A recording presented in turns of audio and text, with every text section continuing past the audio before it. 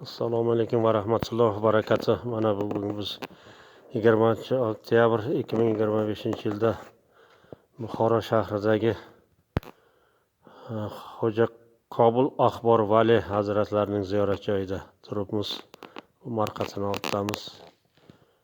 Bu kishi Muso payg'ambarimiz davridan to Muhammad sallallohu alayhi vasallam davrigacha yashagan 4000 yildan ortiq yashab o'tgan payg'ambarlarni ko'rgan kechirganlarni va nimalarni hammasi Muhammad sallallohu alayhi vasallam payg'ambarimizga gapirib berganlar.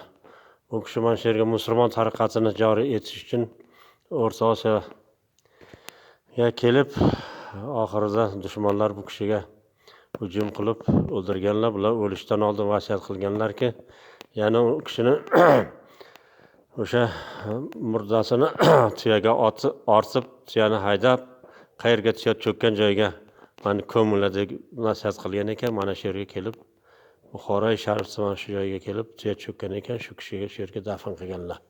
Bu kishining qabri mana uzunligi 14 metr ekan. Ya'ni bu ot qabilasidan, ya'ni ot qabilasi o'sha Qur'onda ham nima qilingan, juda katta gavdali insonlardan bo'lgan. Bu kishining uzunligi 14 metr ekan.